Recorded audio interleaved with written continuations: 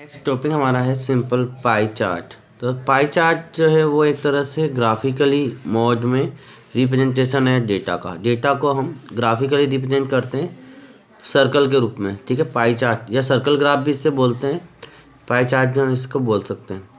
तो सर्कल के अंदर बनता है, तो सर्कल में हम बनाते हैं सेक्टर। तो सेक्टर के अकॉर्डिंग डेटा को रिप्रेजेंट करते हैं। तो सेक्टर क्या होता है, ये हमने 6th क्लास में या 7th क्लास में पढ़ा है। तो सेक्टर होता है जो एरिया आर्क के द्वारा और 2 रेडियस के द्वारा इनक्लोज हो। इनक्लोज मतलब जो उनके बीच का एरिया हो, आर्क और 2 रेडियस के बीच का, तो वो होता है सेक्टर। तो ये सेक्टर जो होता है वो सेंटर का एंगल से पता चलता है कि सेंटर का एंगल क्या है, उतना वो सेक्टर हो जाएगा, ठीक है। तो सेंटर एंगल निकालने का जो फार्मूला होता है वो होता है frequency upon total frequency multiply 360 degree.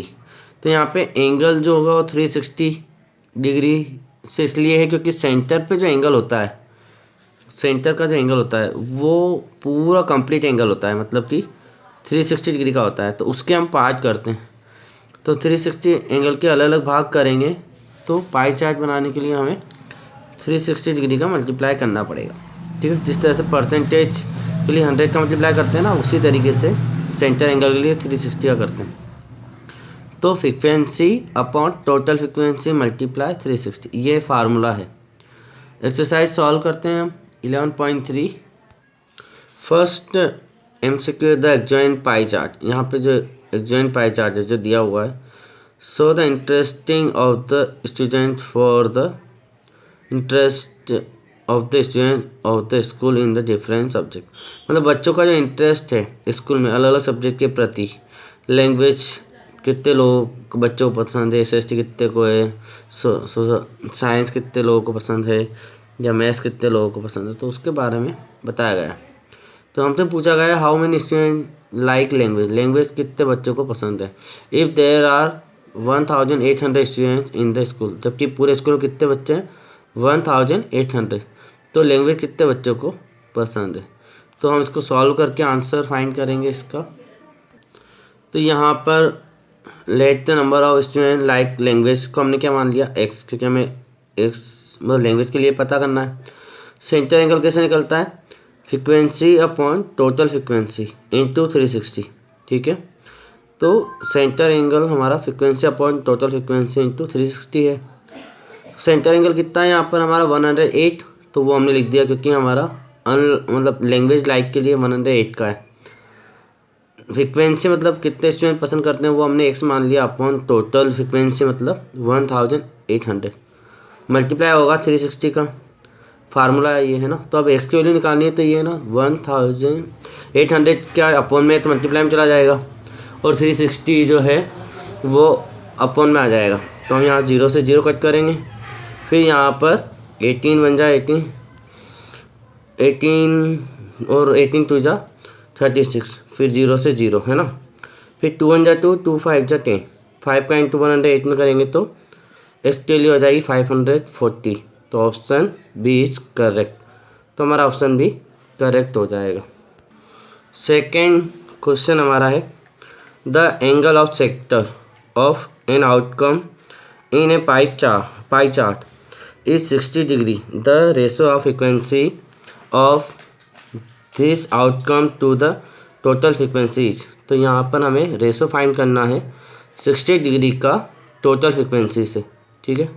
तो हम जानते हैं डिग्री अगर 60 है तो टोटल डिग्री कितनी होती है, कंप्लीट 360। तो दोनों का रेशो हम फाइंड करेंगे इसमें। तो यहाँ पर रेशो हम निकालें तो फ्रीक्वेंसी रेशो टोटल फ्रीक्वेंसी, तो 60 रेशो 360, तो 60 अपॉन क्या आएगा 360, तो 0 से 0 कैंसिल, 6 1 जा 6 6 6 जा 36, तो हमारा आएगा 1/6। तो हम इसको लिखेंगे 1/6। तो therefore the option A is correct. तो हमारा ऑप्शन ए करेक्ट है। तो ये हमारा MCQ हो गया। नेक्स्ट आगे बढ़ते हैं। यहाँ सेकेंड क्वेश्चन हमारे पास है यहाँ पर पाई चार्ट बनाने का। तो बच्चों यहाँ पर second question, third question, 4th 5th और 5th क्वेश्चन, मतलब ये सारे क्वेश्चन जो है सेकेंड से लेकर 5th तक सिमिलर है। तो हम कोई एक क्वेश्चन करें बाकी होमवर्क में, और एग्ज़ाम में भी एक क्वेश्चन कोई ना कोई आएगा। ज़रूरी नहीं कि हम अभी कर रहे हैं वही आए, कुछ भी आ सकता है। तो आपको सारे क्वेश्चन सॉल्व करके देखना है, पाई चार्ट बनाना है, ठीक है। तो हम फिलहाल 4th क्वेश्चन सॉल्व कर रहे हैं। 4th में the following data give the monthly expenditure of the family, मतलब एक फैमिली है जिसके मंथली कितना खर्चा होता है वो यहाँ पे बताया गया है। जैसे कि रेंट है तो रेंट पर फैमिली का 6000 खर्चा होता है, फूड एंड क्लोथिंग पर 3000 खर्च होते हैं, एजुकेशन पर 1000 खर्च होते हैं, इलेक्ट्रिसिटी वाटर और टैक्स पर 500 खर्च होते हैं, मिसलेनियस पर 1500 खर्च होते हैं। तो ये हमारे पास टोटल एक्सपेंडिचर्स है, मतलब कि इतने रुपए खर्च हो रहे हैं, ठीक है। अब हमें क्या करना है, हमें इसका पाई चार्ट बनाना है। तो पाई चार्ट बनाने के लिए क्या करते हैं, हम सेंटर एंगल निकालते हैं। तो सॉल्व करते हैं इस क्वेश्चन को और सेंटर एंगल फाइंड करते हैं यहाँ पर। तो सबसे पहले यहाँ पे हम टोटल एक्सपेंडिचर्स निकालें। तो सबका जब टोटल करोगे आप तो 12,000 आएगा। 12,000 कैसा आएगा, तो यहाँ पर जैसे आप देखोगे 6,000 3,000 क्या हुआ 9,000 में 1,000 कितना हुआ 10,000 में 1,000 11,000 में 500 तो 12,000। तो यहाँ पे 12,000 इसका टोटल आया है। तो यही टोटल हमें चाहिएगा, ये टोटल फ्रीक्वेंसी की जगह पर हमारे यहाँ पर काम आएगा। तो यहाँ पर टोटल एक्सपेंडिचर हमारा कितना आया 12,000। तो ये हमने यहाँ पर सॉल्व कर लिया है ना।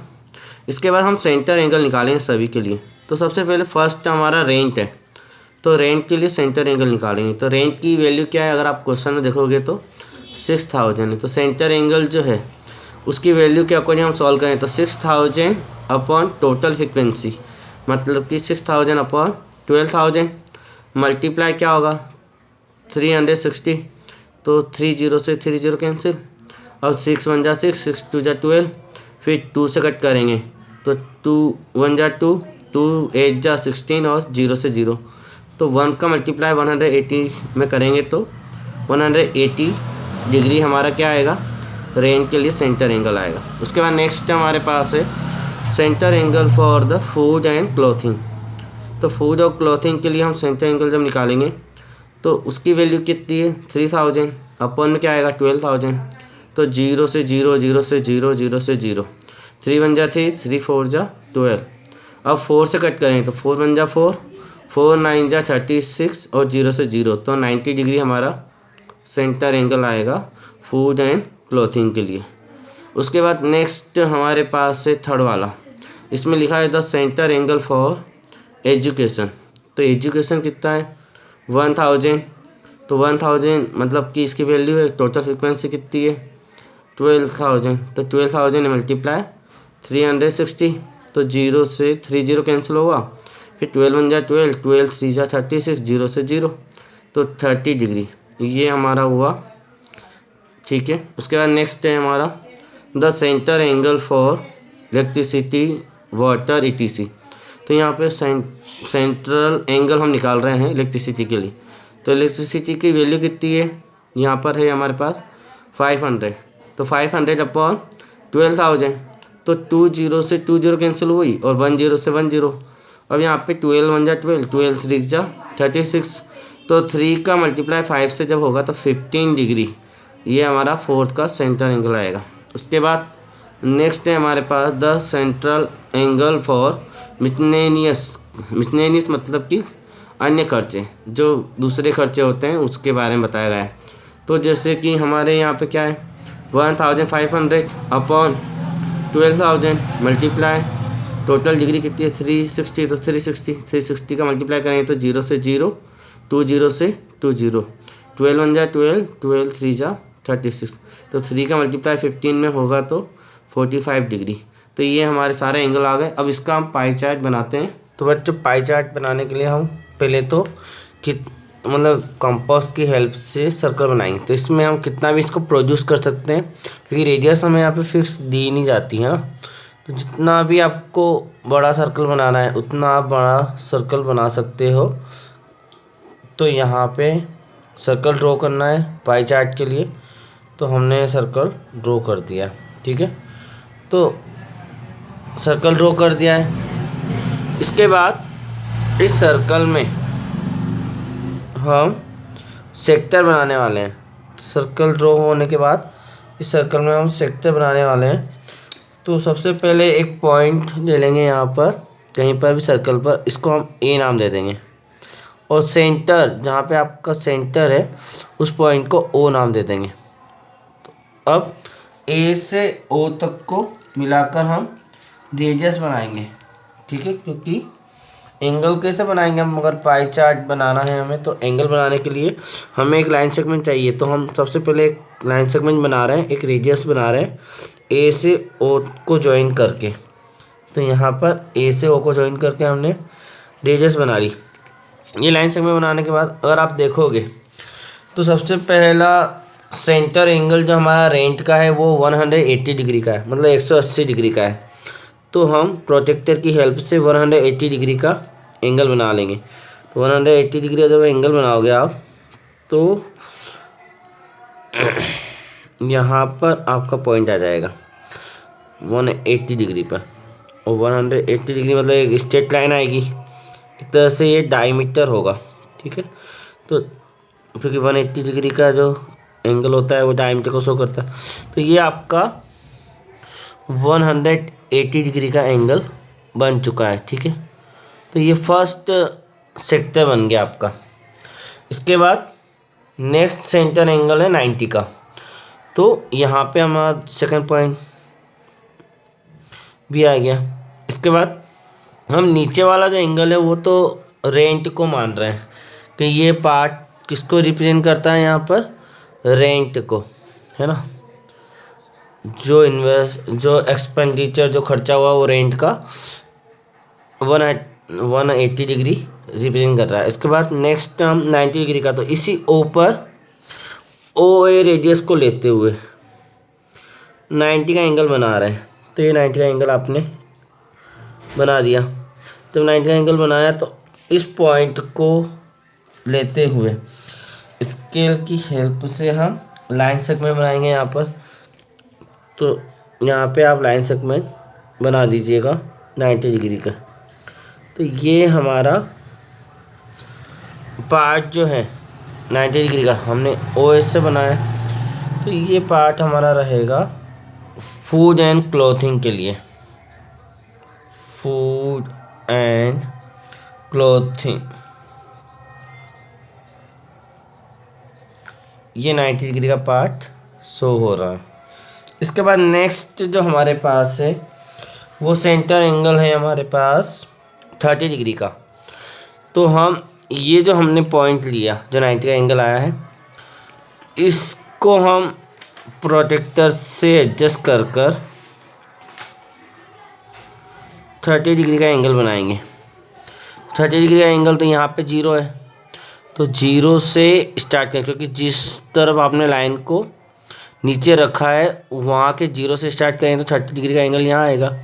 मतलब कि यहाँ पर हमें पॉइंट रखना है। ठीक है, 30 डिग्री के यहाँ पर। तो ये जो पॉइंट आप रखोगे,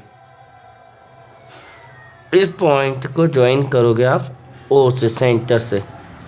तो आप ज्वाइन करोगे तो ये जो सेक्टर बना 30 डिग्री का, ये 30 डिग्री का एंगल आपका सेक्टर किसको रिप्रेजेंट करेगा, ये आपको एजुकेशन को रिप्रेजेंट करेगा। आपने एजुकेशन को यहाँ पर रिप्रेजेंट किया है।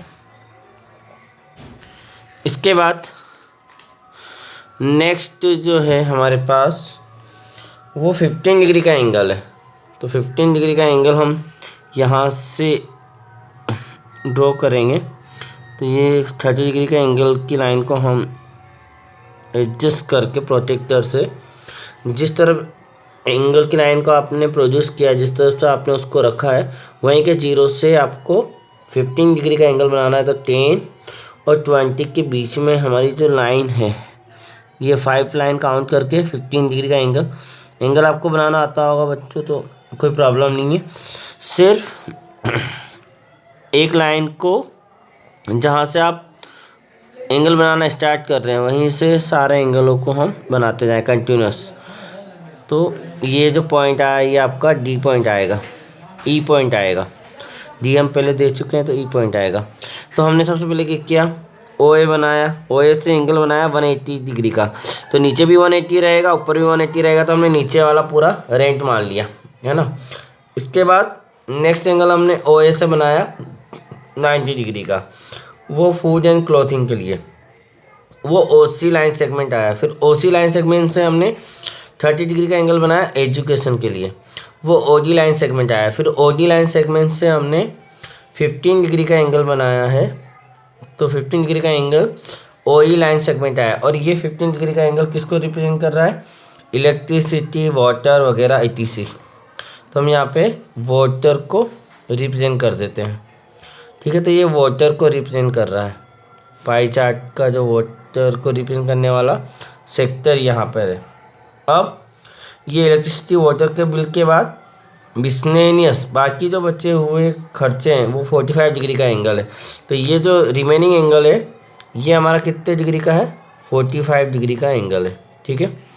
तो अगर आप इस एंगल को मेजर भी करोगे तो ये 45 डिग्री का एंगल आ जाएगा। तो इस तरीके से हम सारे एंगल बना देंगे यहाँ पर, और हमारे कंप्लीट हो गया है ये पाई चार्ट। तो ये हमारा 45 डिग्री का एंगल बन चुका है। जो रिमेनिंग है ना ई से बी तक का गैपिंग, वो 45 डिग्री का एंगल रिप्रेजेंट कर रहा है। तो ये मिसलेनियस को शो कर रहा है। अब आप चाहे तो इनमें अलग अलग कलर कर सकते हैं, ठीक है, रिप्रेजेंट करने के लिए कि रेंट का ब्लू कलर हो गया, या इसका yellow colour, red colour, pink colour, कुछ भी कलर करके भी आप बता सकते हो। या फिर अलग अलग डिजाइन करके भी आप रिप्रेजेंट कर सकते हो कि रेंट के लिए इस तरह का शेडेड किया हुआ है, और फूड के लिए, मतलब सभी में अलग अलग तरह से रिप्रेजेंट आप कर सकते हो, ठीक है। तो यहाँ पर हमारा ये पाई चार्ट कंप्लीट हो गया। मतलब कि यहाँ पर सर्कल चार्ट भी बोलते हैं इसको, पाई चार्ट भी बोलते हैं। तो इस तरीके से सेंटर एंगल निकाल कर हम एंगल बनाते हुए जाते हैं। तो बच्चों इस वीडियो को आप दोबारा देखकर पाई चार्ट ज़रूर सीखें, और एग्ज़ाम में एक क्वेश्चन ज़रूर पाई चार्ट का आएगा। Thank you very much.